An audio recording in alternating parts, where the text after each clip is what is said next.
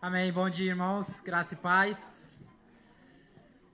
Graça e paz. Estamos aqui, amém? Vamos lá. Muito bem, irmãos. Hoje vamos encerrar aqui a nossa série. Nós estamos numa série expositiva, Carta de Tiago. E hoje eu vou encerrar com o capítulo 5 de Tiago. Uma carta riquíssima, apesar de ser uma pequena carta, é uma carta que de fato nos traz muitos ensinamentos. Gostaria de orar então. Pai, te damos graças, obrigado pela tua palavra, acima de tudo, obrigado pela tua presença, Senhor, entre nós. Pedimos que o Senhor possa, desde já, tirar todas as inquietações do nosso coração, nossa alma, Senhor. Nossa mente volte-se totalmente a Ti, a Tua palavra neste momento, que nada nos distraia, que estejamos com o coração aberto para que o Senhor trate deste coração, Senhor, que é tão enganoso, é tão falho e constantemente nos faz pecar. Ajuda-nos, Pai, a compreender a Tua palavra, ajuda-nos a que ela seja interiorizada dentro de nós e nós possamos ser filhos obedientes que a praticam, em nome de Jesus Cristo. Amém. Muito bem. Meus queridos irmãos, então, como eu disse, nós vamos hoje encerrar a carta de Tiago, capítulo 5. Tiago, para os irmãos que não conhecem, né, mas Tiago foi um dos 3 apóstolos ali que trabalharam como líderes da igreja em si. Tiago, ele tinha, apesar de ele não aparecer tanto quanto Pedro e quanto João, ele teve um papel muito importante. Ele era um dos líderes principais da igreja ali em Jerusalém, quando ela foi criada e quando ela foi instituída pelos apóstolos. Ele, inclusive, era considerado uma das colunas dessa igreja. Então, ele tinha um papel muito importante. Tiago, ele era aquela pessoa que era considerada entre todos o justo. Sabe quando vocês pegam aquela pessoa que fica irritada com as adversidades sociais, com a injustiça, e fica muito querendo destruir tudo? Tiago era esse tipo de homem que ficava muito indignado com a injustiça social. Então, ele tinha uma devoção muito grande com a justiça. E ele inclusive, foi uma das pessoas que organizou ali o grande dilema que estava acontecendo no início da igreja, quando os judeus e gentios não sabiam bem o que cada classe de etnia deveria fazer a partir do momento em que se convertesse a Jesus, né? Os judeus achavam que os gentios, por terem agora acreditado e disposto um coração a servir ao Senhor, deveriam praticar as coisas do judaísmo. Então, Tiago vem e coloca leis universais. Tanto um como outro povo deveriam viver e cumprir para que assim pudessem proceder na sua fé. Então, ele era aquele cara que trazia a ordem na casa, né? Então, o mais provável é que ele tenha escrito essa carta para os cristãos que foram dispersos. Quando houve a morte de Estevão, que ele foi apedrejado, logo a seguir também teve o cenário entre Tiago e Pedro, que eles foram presos a mandato do rei, e o rei tinha a intenção de matá-los. Então, acontece aquele episódio, acredito que todos já tenham lido ou pelo menos ouvido sobre isso, em que o anjo aparece e basicamente destrói a prisão. E os dois fogem, saem dali. Então, a partir dali, os cristãos começaram a ficar com medo. Porque eles pensaram, então, se os nossos líderes estão prestes a morrer, nós provavelmente seremos os próximos. E aí os judeus começam a se dispersar para outros lugares. E ele escreve justamente neste período, porque ele se preocupa com essas pessoas que ele estava a cuidar, e ele escreve essa carta para acalmar o coração deles. O maior objetivo aqui era para que eles pudessem ter paciência mediante as provações. Paciência aqui não é o que nós acreditamos ter paciência, é perseverar. Perseverem nas tribulações, perseverem, inclusive ele fala no capítulo 5, perseverem até quando? Até a vinda do nosso Senhor Jesus. E o tempo pode ser bem longo, mas o tempo também pode ser bem curto. Portanto, ele escreve essa carta não só nesse intuito, mas também para falar para os irmãos que, por consequência de terem largado toda a sua vida para fugir por causa do medo da morte ou das consequências da morte, também estavam vivendo sob extrema pobreza. porque agora já não tinham emprego, já talvez não tivessem casa e precisavam da ajuda de outros irmãos de outros lugares para que pudessem os acolher. E Tiago vem e fala também sobre riqueza, sobre pobreza. E é o que nós vamos nos debruçar aqui. Então ele escreve com um desejo ardente, esse é o meu desejo hoje, nessa manhã, para que estes cristãos pudessem firmemente serem obedientes à palavra de Deus. Porque se o fossem, então conseguiriam viver de forma tranquila ou pelo menos em paz, mesmo diante das adversidades da vida. Amém? Então Tiago completa aqui a ênfase de Paulo, que pregou muito sobre a justificação pela fé, dizendo que só podemos ser salvos mediante fé, mediante a graça de Jesus Cristo, e não por obras, não é nada do que façamos que conseguimos alcançar um pedacinho do céu. E Tiago vem falar, ok, mas mediante essa fé e essa graça, ou seja, mediante o grande favor de Jesus ter vindo e nos salvado, e agora nós temos crido nesse Jesus, você precisa mostrar isso em obras, em ações, em características. Ou seja, a sua fé traz características, traz evidências. Você serve porque você foi salvo. Você vive em obediência porque você foi salvo. Não é por obrigação, não é por religiosidade, é porque algo mudou dentro de você. Então, se nós não o fazemos, temos que desconfiar. Se de fato algum dia o Senhor nos alcançou. Porque quando o Senhor vem e nos salva, meus irmãos, Ele muda tudo. E as nossas ações são vistas. O fruto da nossa salvação é visto, é visível. É isso que Tiago vem fazer aqui. Então, o objetivo dessa série foi trazer provas, desde o capítulo 1 até o capítulo 5, que quando nós somos salvos, essa fé, essa salvação pode ser medida através de ações. Foi isso que Tiago fez ao longo de todos esses capítulos. Portanto, capítulo 5, por favor, abram vossas Bíblias, nós vamos ler. Capítulo 5, portanto, diz assim. Eu vou ler só esse início no que eu escrevi e depois volto aqui para... Portanto, diz assim: escutem agora, ricos. Ele está fazendo uma denúncia. Antes, vou contextualizar. Ele está fazendo uma denúncia a pessoas que estavam envolvidas no meio das igrejas, agora que esses cristãos dispersos estavam inseridos. Mas eram pessoas abusadoras, pessoas que eram gananciosas, pessoas que tinham muito e queriam tirar o pouco que os outros tinham para ter cada vez mais. E ele vem acusá-los neste momento. E vejam, eram pessoas que estavam dentro das igrejas, não eram pessoas que estavam fora. Eram pessoas que estavam tendo contato com a palavra, pessoas que estavam tendo contato com cristãos e procedência de cristãos. E mesmo assim estavam a viver sobre o desejo ganancioso das riquezas. E ele diz: escutem agora, ricos, chorem e lamentem por causa das desgraças que virão sobre vocês. As suas riquezas apodrecem. Ou apodreceram. As suas roupas foram comidas por traças. O seu ouro e a sua prata estão enferrujados. E essa ferrugem será testemunha contra vocês e há de devorar, como fogo, o corpo de vocês. Nestes tempos do fim, vocês ajuntaram tesouros. Eis que o salário dos trabalhadores que fizeram a colheita nos campos de vocês e que foi retido com fraude está clamando. E o clamor dos que fizeram colheita chegou ao ouvido do Senhor. Vocês têm tido uma vida de luxo, de prazeres na terra, têm engordado em dia de matança, vocês têm condenado e matado o justo, sem que ele ofereça resistência. Ouçam isso, irmãos. Ele causa aqui já um impacto, porque ele traz um imperativo, ele diz: escutem, ouçam. Ele está dizendo, diante das muitas distrações, diante das muitas vozes que nos rodeiam, prestem atenção. Vocês estão atentos, irmãos? Prestem atenção. Silenciem as muitas vozes, as muitas ocupações e ouçam o que o Senhor está dizendo. É isso que ele inicia. Não se distraiam enquanto a palavra do Senhor está sendo exposta. Foquem no que o Senhor está dizendo.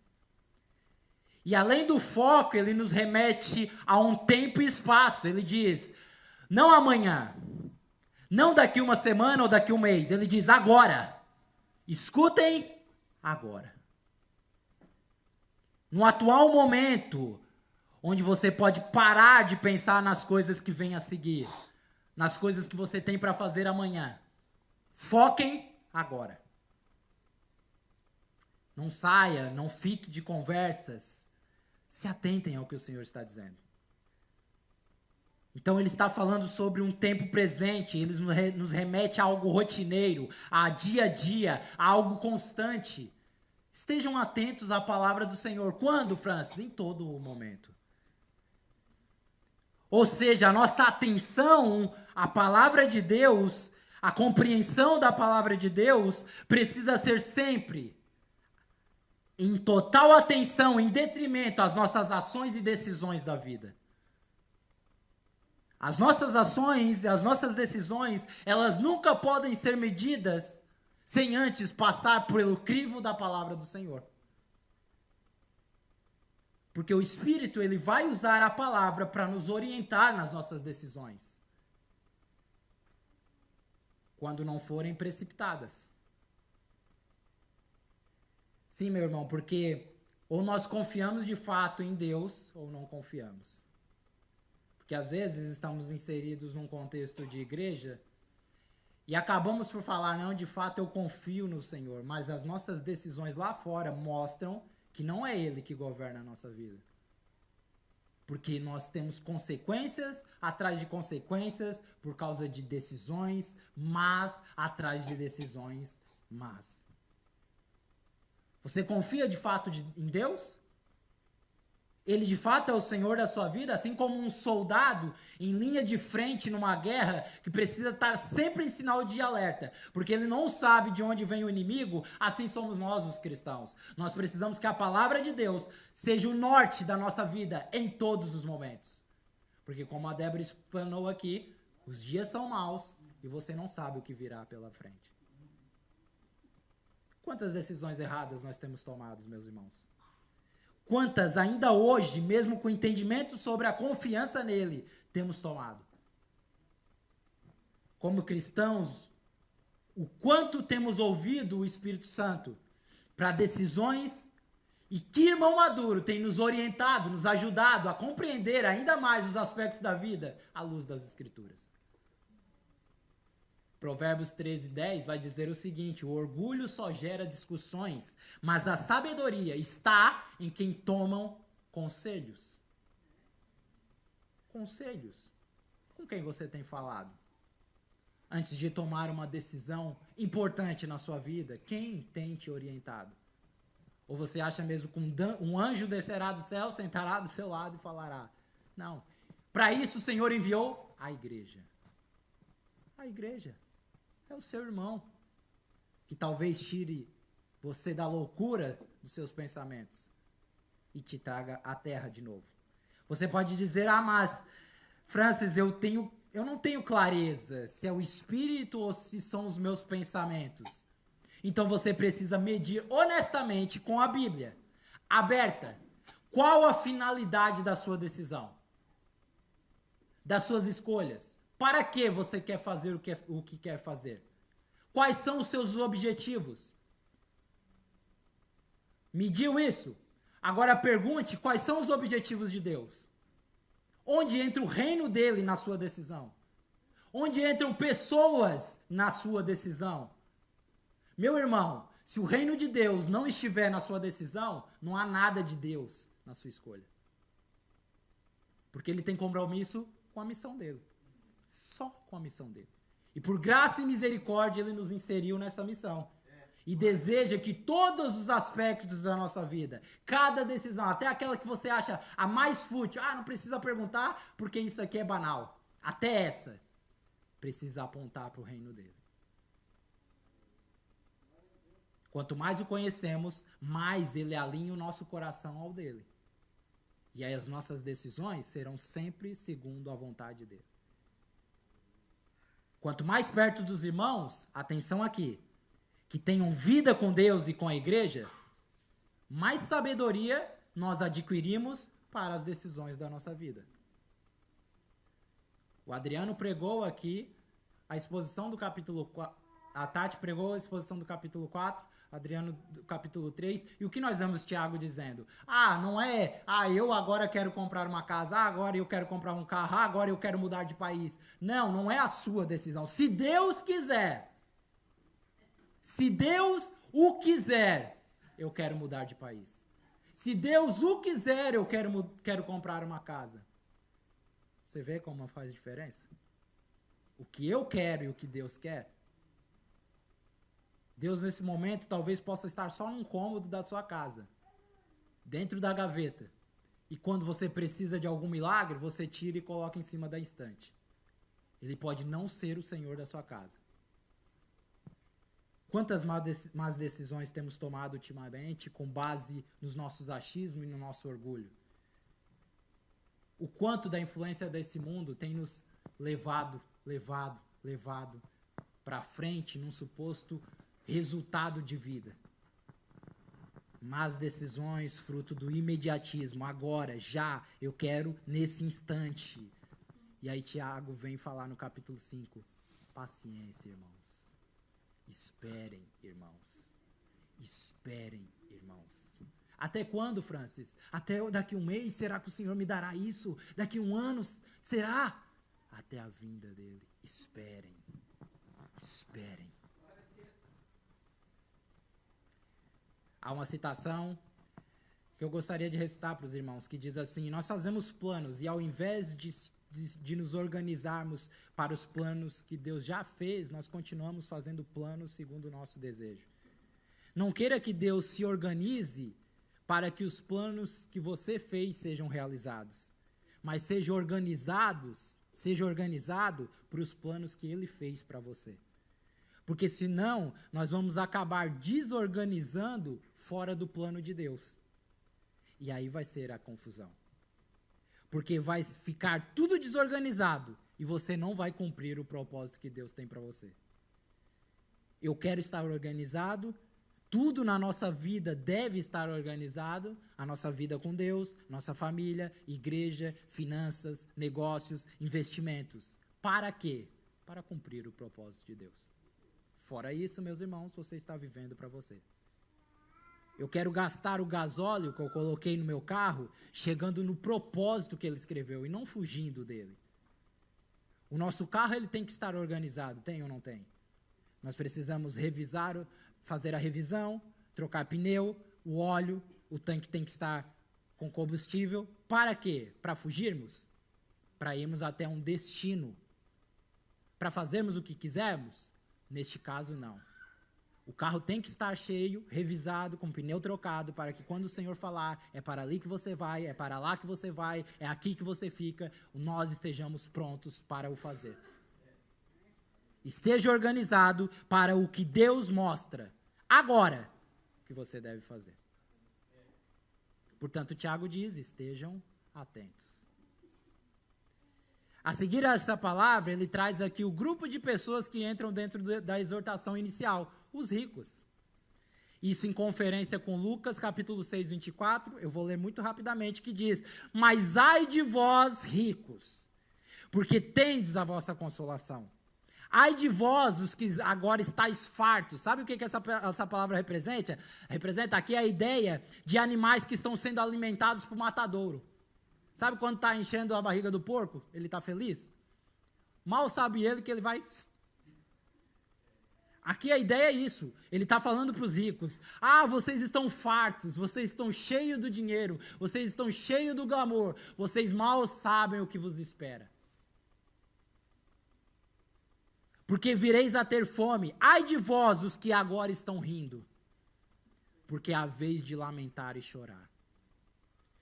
Em Tiago 5, a palavra original aqui para ricos, ou riqueza, é plausios, que tem dois significados. Primeiro, abundante em recursos materiais, ou abundantemente suprido. Ou segundo, abundante nas virtudes cristãs e posses eternas.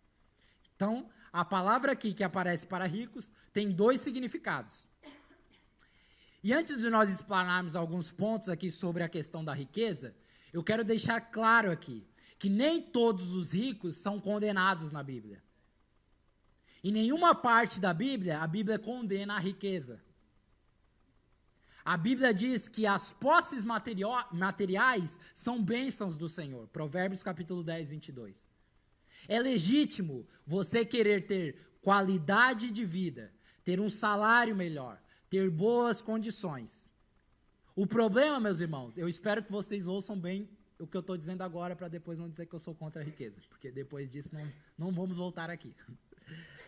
Então, o Senhor deseja isso para a nossa vida. O problema não é a riqueza, mas o coração arrogante, a injustiça associada a ele. Porque ele vai dizer em Jeremias, a palavra vai dizer em Jeremias, que enganoso é o coração do homem. Eu senti no meu coração, que desgraça. Eu senti no meu coração meu Deus do céu, péssimo sentimento isso. Foge. Porque enganoso é o coração do homem. O problema do jovem rico, que se entristeceu com o pedido do Senhor para que largasse toda a sua riqueza, não foi o fato dele ser rico, irmãos. Foi o fato dele ter um ídolo que dominava o seu coração. Antes que digamos, eu não tenho problema com isso. Deixa-me te dizer, o nosso coração ele é uma fábrica de ídolos, meus irmãos. Não é um ou dois, é uma fábrica que produz muitos deuses. Porque nós associamos sempre aos católicos que fazem imagens e etc. E nós? Só muda a imagem agora. Porque talvez seja o seu trabalho, talvez seja a sua família, talvez seja o seu desejo desenfreado em ser reconhecido pelos outros. Talvez seja um sonho incabível que já não cabe no coração de Deus. Qualquer ídolo, qualquer coisa que tire o Senhor do trono, pode ser o nosso ídolo. Então não se enganem, não achem que vocês estão privados disso. Não, eu sou do Senhor. Nós rejeitamos a confiança em Deus na prática, todos os dias, por supostamente ele demorar muito. Deixa ele demorar mais um pouquinho, só um pouquinho naquilo que você tanto deseja, para ver se você não encontra um ídolo rapidinho. Qualquer coisa que nós colocamos a nossa esperança, irmãos, qualquer outra coisa, torna-se um ídolo. Mas, se tem um candidato, segundo o Tiago, para assumir o papel de Deus na nossa vida, é o dinheiro. De todas as entidades mencionadas por Jesus, seja o mundo, seja Satanás, seja até o próprio César, nenhum Jesus chama de Senhor. Mas Jesus chama o dinheiro, Mamon, de Senhor. Olha que loucura. O amor ao dinheiro é a raiz de todos os males. E aí Mateus, que é essa passagem, 6:24, ele traz esse contexto, ele diz, ninguém pode servir a dois senhores, porque ou há de odiar um, ou há de amar o outro. Ou devotará a vida a um, ou desprezará o outro.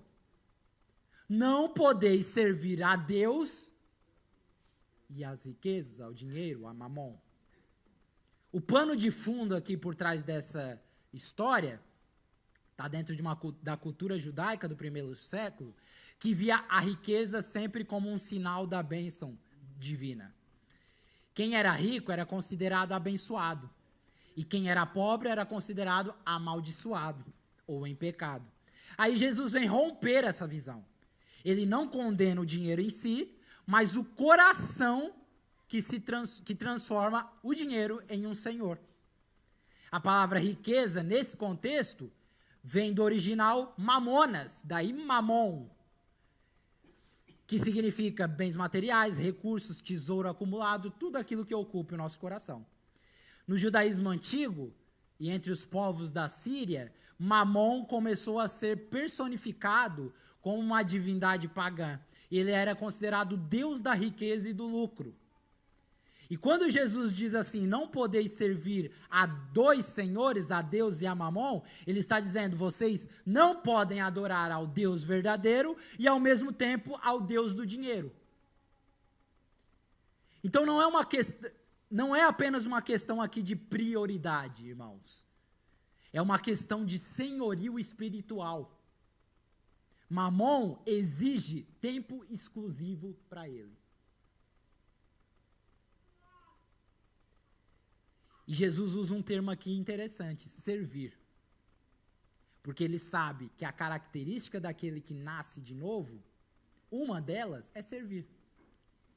E ele está dizendo aqui, que servir, né, a palavra servir significa escravo de alguém, ok? Já nos traz aqui também uma correta interpretação sobre liberdade. Não é libertinagem, é você agora ser escravo de Cristo. E na cultura romana, um escravo só podia ter um senhor, porque ele devia lealdade e obediência exclusiva a esse senhor. Então o que Jesus está dizendo aqui? O dinheiro ele não é neutro, irmãos. Ou ele te serve, ou ele te domina. Só há duas hipóteses com o dinheiro. Então Jesus ele vem mostrar que, primeiro, ele não está demonizando o dinheiro, ok? Agora você é demônio. Não. O dinheiro é um excelente servo, mas um péssimo senhor. É isso que Jesus está dizendo. Quem o serve acaba submisso a ansiedade, depressão, comparação, cobiça. Quem serve a Deus aprende a usar o dinheiro, ouçam bem isso, como instrumento de adoração e generosidade. Então nós não temos problema em falar sobre dinheiro. Quem tem problema, ou quem deveria ter, é quem manipula, quem rouba. Esses deveriam ter, porque o dia deles, a conta um dia chega, irmãos. A conta chega. Mas nós, sem problema nenhum, nós somos fiéis ao Senhor. Nós não precisamos ter problema em falar sobre dízimos e ofertas. Não é pelo detrimento do erro do que tem feito com a igreja, que o que é certo não pode ser falado. Por isso falamos. O contraste aqui é lealdade que o Senhor está trazendo. É domínio espiritual. Ou o dinheiro governa o teu coração, ou o reino de Deus governa e usa o dinheiro para isso. Então hoje, assim como nos tempos antigos, muitos povos sacrificavam filhos e animais pelo seu ídolo. E hoje, muitos têm sacrificado a vida com Deus, a vida com a família, com a igreja em prol do dinheiro. Só muda aqui o que se sacrifica. Antes eram animais, agora é tudo o que Deus já nos proporcionou em Cristo. Porque sempre temos sede. Sempre temos sede, irmãos. Nós somos uma fonte inesgotável. Então, o Senhor vem e nos dá a água que mata a nossa sede. Mas o problema é que estamos a buscar outras fontes. Certa vez um certo pastor disse, se você não consegue abrir mão do seu dinheiro para ser generoso com a sua igreja local ou com pessoas, então você não tem o dinheiro. É o dinheiro que tem você. Então a primeira palavra que traz o significado é abundante em recursos materiais, ou abundantemente suprido. Então, nos tempos de Tiago, para trazer o contexto, a sociedade era profundamente desigual, havia uma minoria riquíssima, que eram os latifundiários, proprietários de terra, os comerciantes, as autoridades, e a maioria extremamente pobre. Graças a Deus, hoje não é assim, né, irmãos?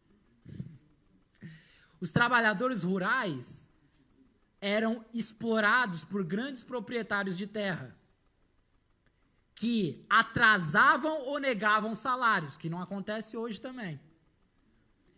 O que era muito comum na altura. Estamos a falar de 2000 anos, né? Os ricos, eles não apenas tinham os recursos, mas eles tinham o poder político e jurídico. Também não acontece hoje. Nos tribunais locais da época, o testemunho de um pobre valia pouco ou nada. O rico, por influência e suborno, sempre saía ganhando. Graças a Deus, hoje mudou também isso. Então, Tiago está aqui a falar dentro desse contexto real de opressão econômica. Ele não está a falar de cristãos ricos, fiéis, mas de opressores que estavam no meio da igreja. Pessoas que acumulavam riquezas injustamente, que exploravam trabalhadores e retinham salários, que viviam sobre luxo e prazer egoísta, indiferentes à miséria alheia, e até condenavam inocentes à morte, que é o que ele fala no fim desses versículos. Então, o Tiago vem aqui condená-los por eles serem abastados e por usarem mal os recursos que eles tinham. Então, esses aqui são ricos perversos, irmãos. E Tiago está condenando-os porque eles estavam prostituindo a bondade de Deus. Porque às vezes as bênçãos de Deus podem se transformar na nossa maldição. Não é porque Deus nos dá que significa que nós vamos saber usar o que Ele tem nos dado. Deus continua sendo bom e infinitamente gracioso. O problema não é Deus, somos nós. E ele vai dizer até no verso 4, eis que o salário dos trabalhadores que estavam trabalhando nos vossos campos está clamando, e olha, chegou até os meus ouvidos. Então, meus irmãos, não se preocupem com a injustiça. Nós sofremos. Talvez muitos de nós já passamos por situações em que patrões não nos pagaram, fomos humilhados. Está tudo sendo escrito. A justiça do Senhor virá. E aqui ecoa a linguagem profética do Antigo Testamento. Amós, onde Deus denuncia os ricos que pisam os pobres. Isaías e Jeremias, que condenam os líderes que eram corruptos.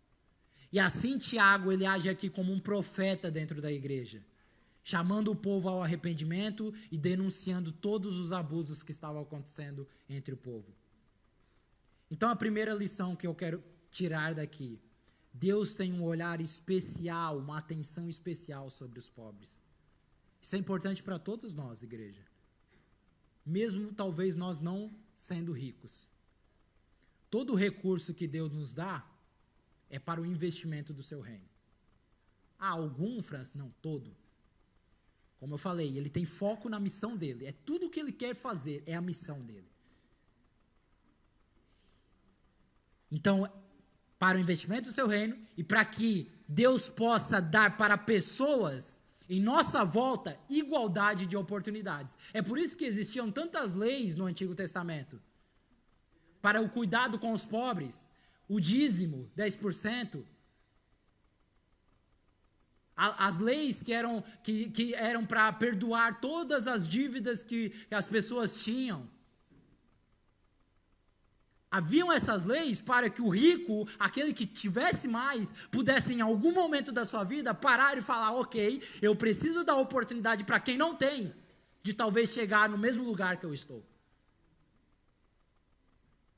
E isso não é só um ato de bondade, porque, meus irmãos, na terra está cheio de pessoas que fazem boas ações.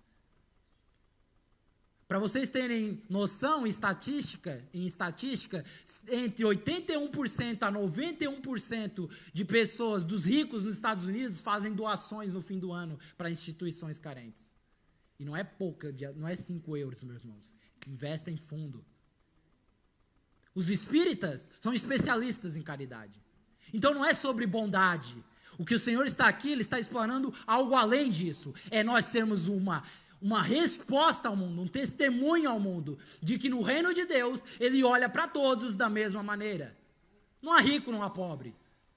E Ele disse, se você é rico, então dê oportunidade para o pobre, de um dia talvez chegar no mesmo lugar que você.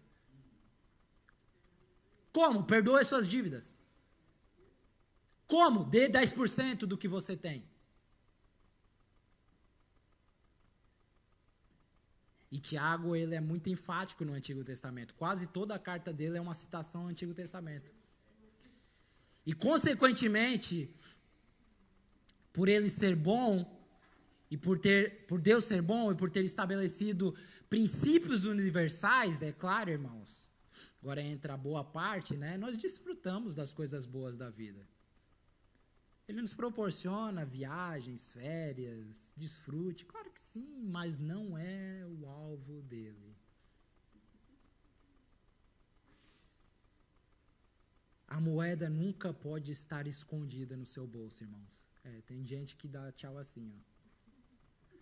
Tem gente que acorda e já põe 2 escorpião no bolso, assim, para não conseguir ir lá.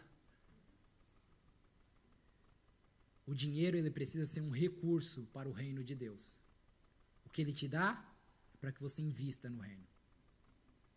O que ele te dá é para que você invista no reino. Ele já está expondo o seu coração, talvez. E se você acha que Deus te prospera num olhar terreno e te dá condições por conta do muito fazer, pela sua capacidade incrível de trabalhar, ou por teres muita inteligência para que simplesmente usufrua sozinho e com a tua família, meu irmão, você não entendeu o Evangelho.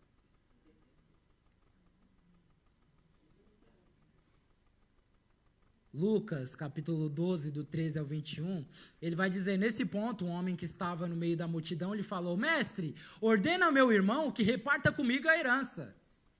Mas Jesus respondeu, homem, quem me constituiu juiz ou partido entre vós? Ele está dizendo, eu resolver? Resolva você já aprendeu os princípios. Então lhes recomendou, tende cuidado, e guardai-vos de toda e qualquer avareza, porque a vida de um homem não consiste, antes era eu a falar, até aqui, né? Agora é o Senhor Jesus a falar.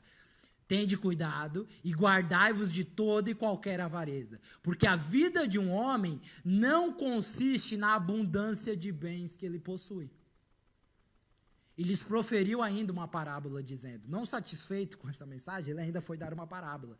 O campo de um homem rico produziu com abundância. E ele estava falando consigo, ele estava incomodado consigo, dizendo, meu Deus, eu estou tão rico, o que eu vou fazer com toda essa colheita, todo esse fruto? Eu não tenho onde guardar. E disse, farei isto. Eu vou destruir os celeiros que eu tenho, que são pequenos, e eu vou reconstruir cada vez maiores para que eu possa conseguir juntar tudo. Então direi à minha alma, tens um depósito, muitos bens, e para muitos anos, descansa, come, bebe, alegra-te, estabilidade financeira. Mas Deus lhe disse, louco, e se essa noite pedirem a tua alma? O que tens preparado? Para quem será? Assim é o que entesoura para si mesmo e não é rico para com Deus. Eu não sou contra a estabilidade financeira, organização financeira, termos recursos, mas eu acho que os irmãos estão entendendo o que ele está dizendo, né? Para Deus isso nada é. E se amanhã você não estiver aqui? De que adiantou 50 anos se matando de trabalhar para uma suposta estabilidade financeira? O que tens a apresentar para o Senhor naquele grande dia? Senhor, me afadiguei em trabalho, mas só tem esses 2 escorpiões aqui. O Senhor nos chama a uma razão, irmãos. Por isso, tudo aquilo que Ele nos dá é para o seu reino. Não estou dizendo tirar tudo e dar para a igreja. Por favor, entenda. Além disso, por favor. Missão é olhar para o pobre, para o necessitado, para o que está em dificuldade. É ajudar, é estar atento ao que está acontecendo em sua volta. Os dias são maus, não é para que você se atole, se enterre na maldade do dia mau. É para que você veja uma oportunidade de ser luz no dia mau. Ah, Francis, mas então eu não devo buscar isso? Não, você precisa buscar isso. Você precisa se planear, você precisa estudar, você precisa se especializar, você precisa de fato continuar. A igreja precisa de empreendedores. Porque é dinheiro, irmãos. Não podemos ser aqui nécios. É dinheiro que reconstrói essa reconstrução que nós vamos fazer, que os irmãos acham que é o quê? É água que nós vamos usar? É dinheiro. Então nós precisamos, o Senhor envia pessoas para isso, como Ele usou ao longo de toda a história da Bíblia. Os recursos, em certos tempos, não eram dinheiro que eram usados, era troca. No feudo era troca, eu tenho aqui uma couve, tu tens aqui uma melancia, então vamos trocar. Não é sobre o poder econômico do tempo atual. Teve uma época na Holanda, no século XVI, que era tulipa. Olha a flor, que hoje quase não vale nada. A tulipa valia mais do que casas. Então, quem define riqueza nos nossos tempos é o homem. Mas Tiago vem aqui apontar para além disso. Ele está falando, ok, esses homens estão condenados porque eles estão vivendo sobre as riquezas da terra. Mas olhem para as riquezas eternas. Construam coisas para a eternidade, usando os recursos que o Senhor tem liberado para você. E talvez você se pergunte, ok, mas eu não tenho recebido esses recursos, e aí você está indo, talvez, em contraponto a Efésios 1, que diz que nós já somos abençoados antes da fundação do mundo. E talvez você não tenha ainda recebido os recursos, porque não é maduro para eu recebê-lo. Porque já tem preparado para você. Você não saberá usá-lo. E talvez o Senhor já até liberou e comprovou, se você não sabe usá-lo.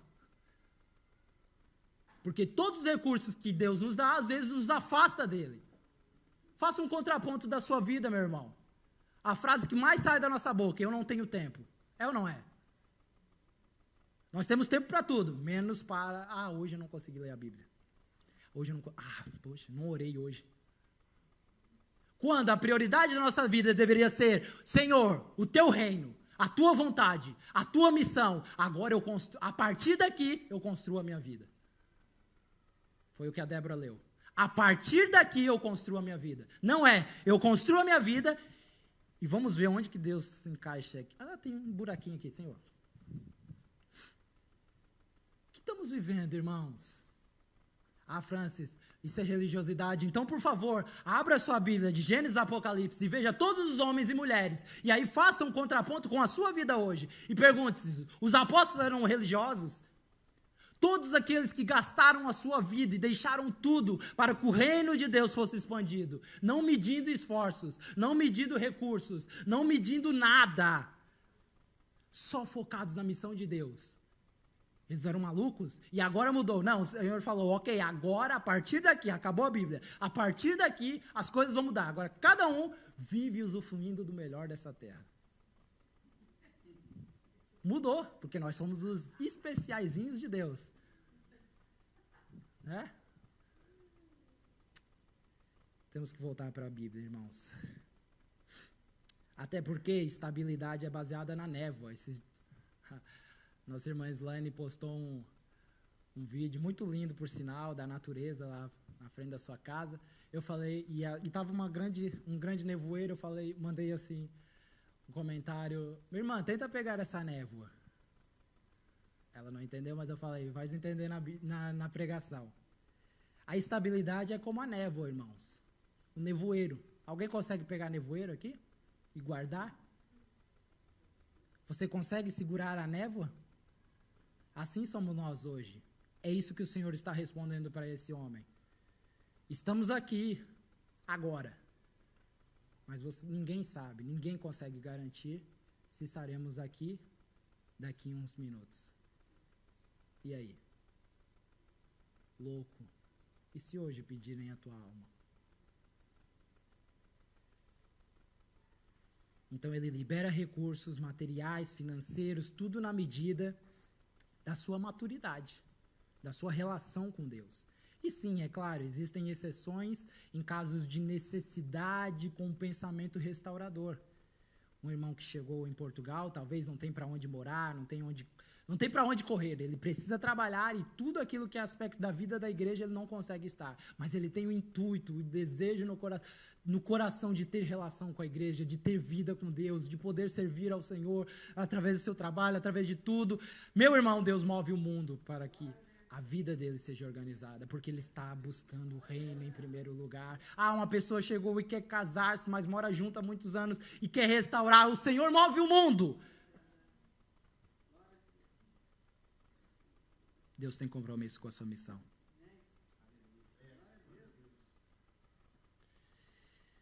Nos desviamos do propósito o tempo todo por causa desse bicho ruim que está dentro de nós, chamado natureza pecaminosa, que insiste e nos convence que é sobre os prazeres da nossa vida.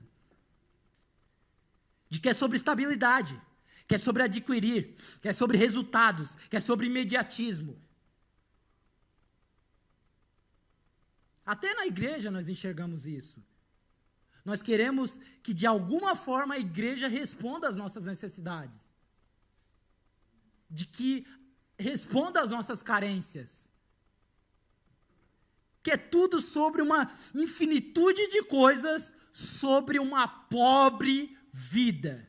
Viver assim é ser pobre.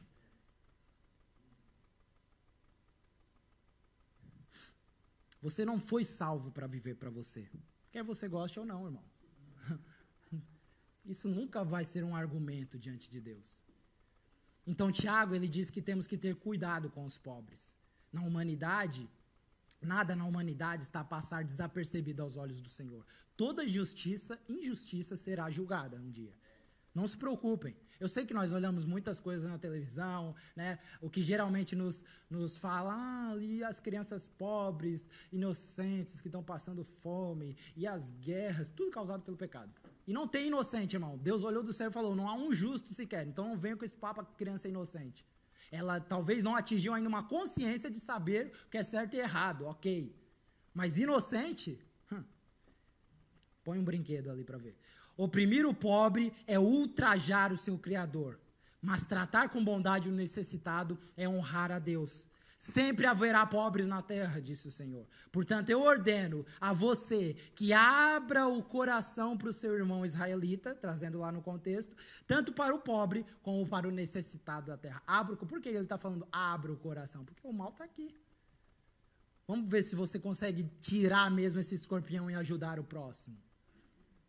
Mas eu não tenho muito. Dá a metade do que tu tem. E aí Deus vai recompor, Deus vai cuidar. Porque Ele tem missão, Ele tem propósito com a sua missão. Inclusive, este é o dilema do dízimo, né? Nós somos tão agarrados, porque achamos que de fato o dinheiro é nosso, quando na verdade é uma resposta. O Senhor quer saber, o teu coração de fato está em mim? Eu não preciso do teu dinheiro. Mas está de fato em mim, eu sou de fato o teu sustentador. Tu confia que mesmo tu achando que não vai conseguir pagar água, luz, aluguel, tu ainda confia, dando aquilo que tu tem, 10% do que tu tens, que era o teto na altura. Hoje o Senhor extrapola, né? Ele fala sobre generosidade, que vai muito além disso. Mas tu confia que eu vou te sustentar, apesar de tu ter dado?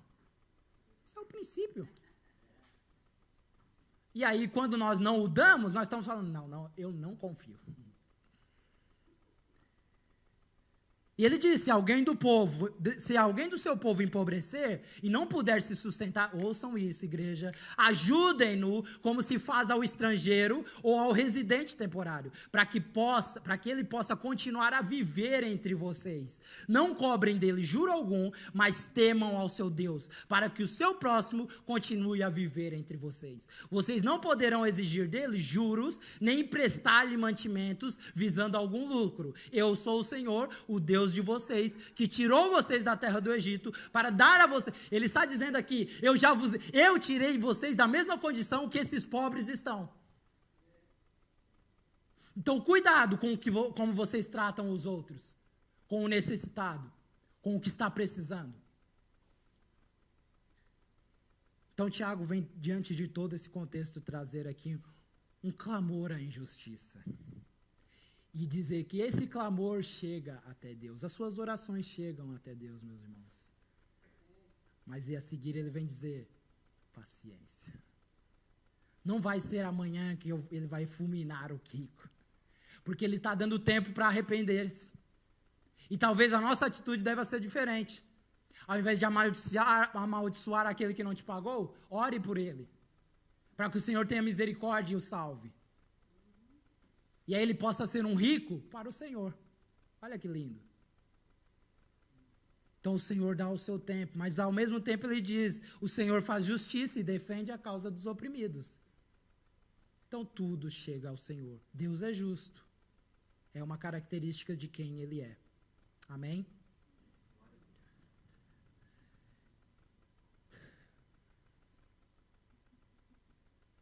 Muito bem.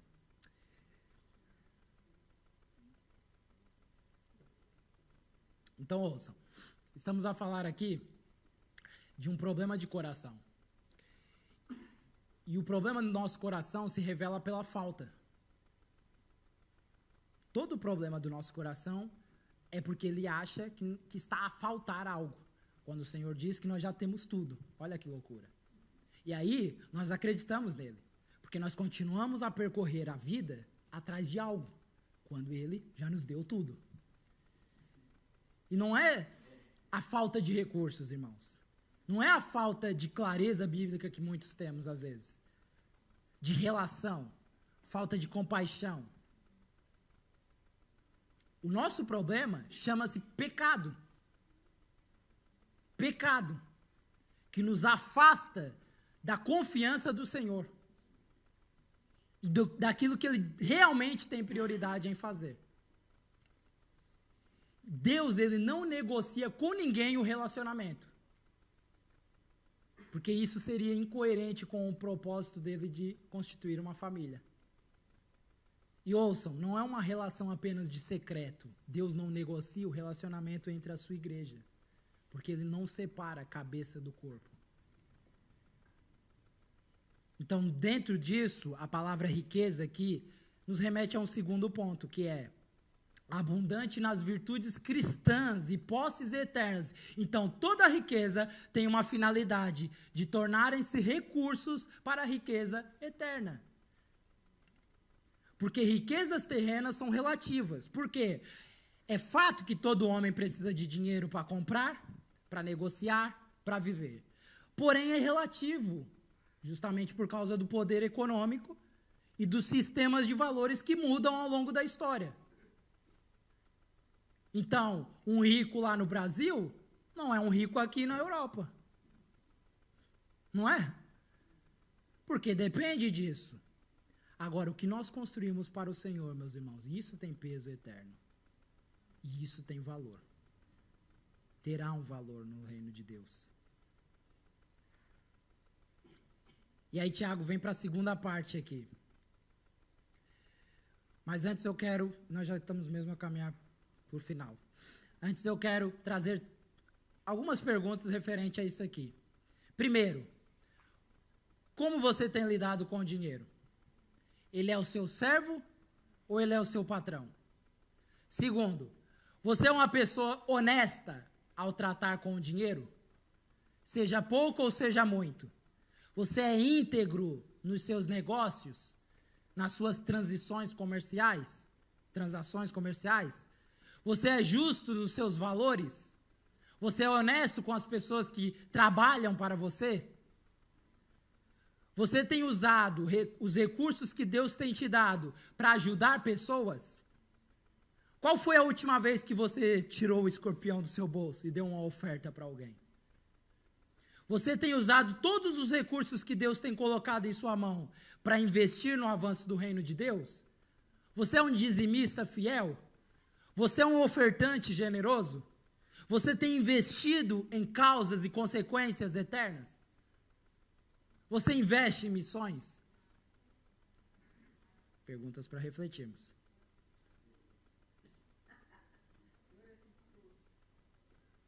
E ele finaliza aqui com a passagem, é claro que eu não vou desdobrar tudo, mas ele diz: sede, pois, pacientes, irmãos, perseverantes até a vinda do Senhor. Eis que o lavrador aguarda com paciência o precioso fruto da terra, até receber as primeiras e as últimas chuvas. Um contexto também que acontecia lá em Israel, que o Senhor falava: se vocês forem obedientes, guardarem os meus estatutos, primeira coisa que ele fala: eu mandarei as chuvas para os vossos campos. Ele está dizendo: eu sustento vocês. Eu sustento vocês. Vocês não precisam fazer nada, eu sustento vocês. Sede vocês também pacientes e fortaleçam. A palavra fortalecer aqui é ser estável, é permanecer firme. Ele está dizendo aqui, trazendo até um contexto de João Batista, que Jesus perguntou: o que vocês foram ver no deserto? Uma cana agitada pelo vento? Que uma hora está bem, outra hora está mal, uma hora tá em pé, outra hora está caído ao chão? Não, vocês foram ver um profeta, ele diz. Por quê? Porque João Batista, quando estava no deserto, ele leu o seguinte em Isaías: voz que clama no deserto. Aí ele falou: opa, isso aqui é sobre mim, eu vou encarnar essa palavra. E a partir daí começa o seu ministério. O que Tiago está nos trazendo? Fortaleçam o vosso coração, encarnem a palavra, tragam ela para dentro de vocês, para que as circunstâncias, as dificuldades, as tribulações, as dores imensuráveis da vida não vos abalem. E vocês não estejam, ok, você vai ficar triste, você vai sofrer, tudo isso é natural, é normal, mas nada tirará você do foco. Até quando, Francis? Ele diz, até a vinda do Senhor, porque ela se aproxima. E ele diz, irmãos, não vos queixeis uns dos outros, para não serem julgados. Eis que o juiz está à porta. Irmãos, tomai por modelo, olha só, tomem por exemplo, o modelo no sofrimento e na perseverança dos... Vocês já leram a vida dos profetas, irmãos? Bem tranquila. Pode ler, confia lá, vai lá. E ele está dizendo, vejam o exemplo de todos os ricos dessa humanidade e sigam a vida deles. Vejam o exemplo de todos os famosos e sigam a vida deles. Não, ele diz aqui, ó, tomem como modelo, copiem mesmo. A ideia aqui é copiar. No sofrimento e na perseverança dos profetas, aos quais falaram em nome do Senhor. Eis que temos por felizes os que perseverarem firmes. Tendes ouvido da paciência de Jó, e vistes que fim o Senhor lhe deu. Porque o Senhor é cheio de eterna misericórdia e compassivo. Então Deus usa processos para nos moldar. E os processos são esses que você está a passar hoje. Todos eles. Não habitole a sua cabeça. Não fique desesperado. Talvez, irmão, você tenha que tirar os olhos do problema. Porque o dia que você o fizer, ele só vai passar a ser problema. Se os nossos olhos se fitarem ao Cristo, o problema será usado para a glória dele. Mas enquanto você estiver enterrado lá, você não terá forças para sair. Porque tudo o que o seu mundo é esse problema. E o Senhor quer te ensinar. A pergunta não é por que, Senhor? Por que, Senhor? Por que, Senhor? É o que, Senhor? O que, Senhor? O que o Senhor quer me ensinar? Para que eu esteja cada vez mais preparado para a grande missão que o Senhor tem para mim. Deus usa o irmão que abençoa financeiramente, emocionalmente, com uma instrução bíblica, uma oração, fisicamente, treinando no ginásio, questões médicas. Deus usa muitos de nós aqui. Enfim, riqueza, irmãos, é tudo aquilo que adquirimos para a eternidade. Então existem muitos ricos que são pobres, e existem muitos pobres que são ricos. Porque riqueza, espero que nunca mais você esqueça isso, é tudo aquilo que nós adquirimos para a eternidade. Como você tem usado seus recursos?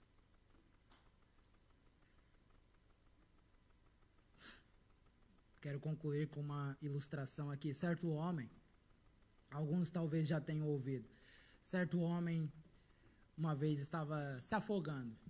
Ele se aventurou em nadar, a correnteza estava braba, ele não conseguiu voltar para a terra.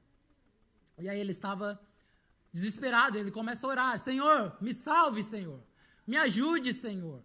E aí, de repente, aparece um senhor com um botezinho. E aí ele lança uma corda. E aí esse rapaz está lá se debatendo, ele fala, não precisa. Ele joga a corda de novo. O Senhor vai vir me salvar. E aí, de repente, passa um navio cargueiro. Eles lançam uma boia. E ele grita, não precisa, o Senhor vai vir me salvar, obrigado. E aí, de repente, passa um helicóptero, lança uma corda. E ele se afasta da corda e fala, obrigado, mas o Senhor virá me salvar. E passado algumas horas, ele começa a orar novamente, insistentemente. E o Senhor responde: eu já tentei te salvar 3 vezes. E você continua a pedir ajuda.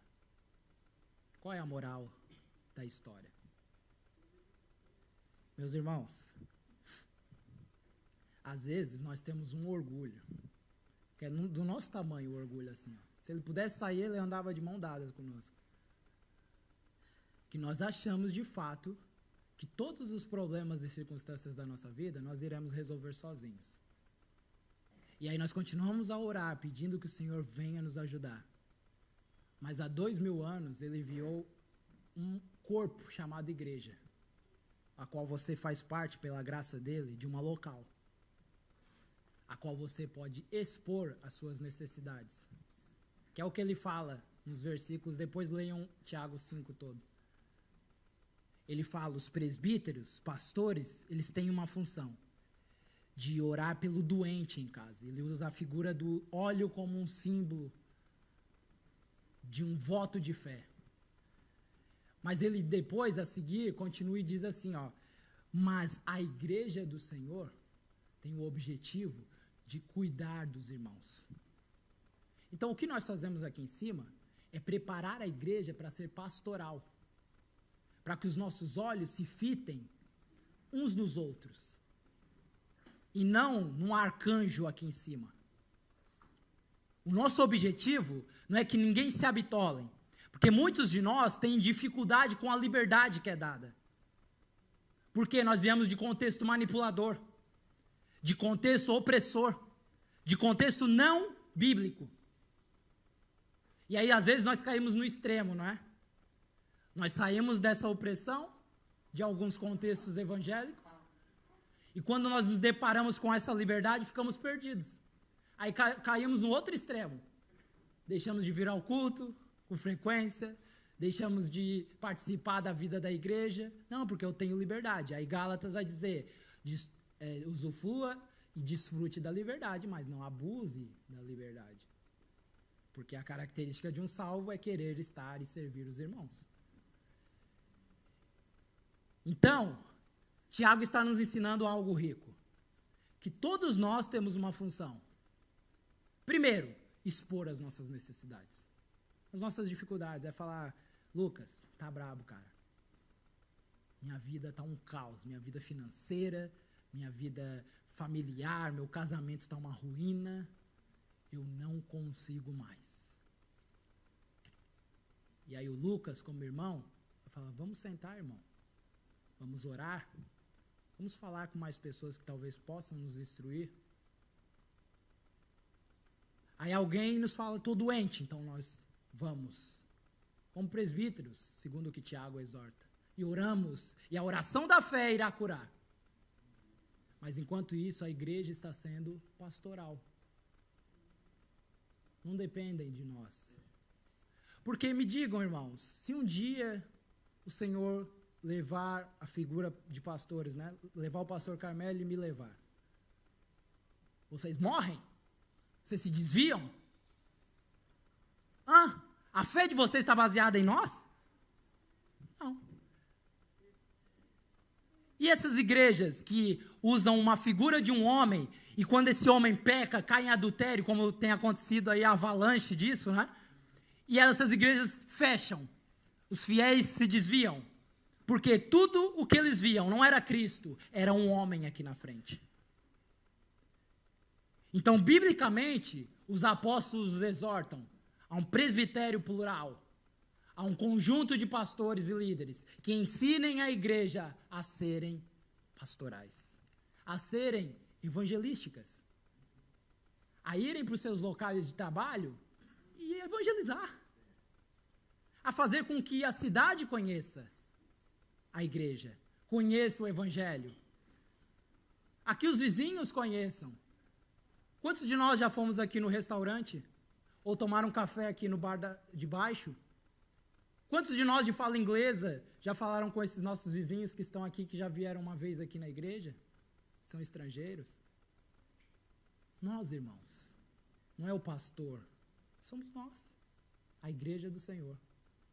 Então o Senhor tem enviado helicópteros, o Senhor tem enviado navios e o Senhor tem enviado botes.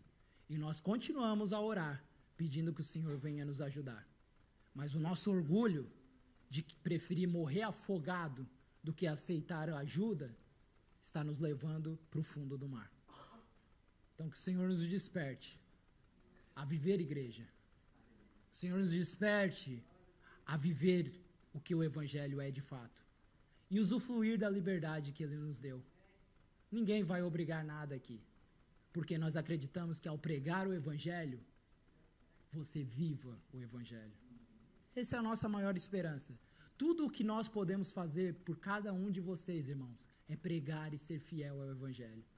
Porque enquanto estivermos na Bíblia, você tem uma oportunidade de viver de fato o Evangelho.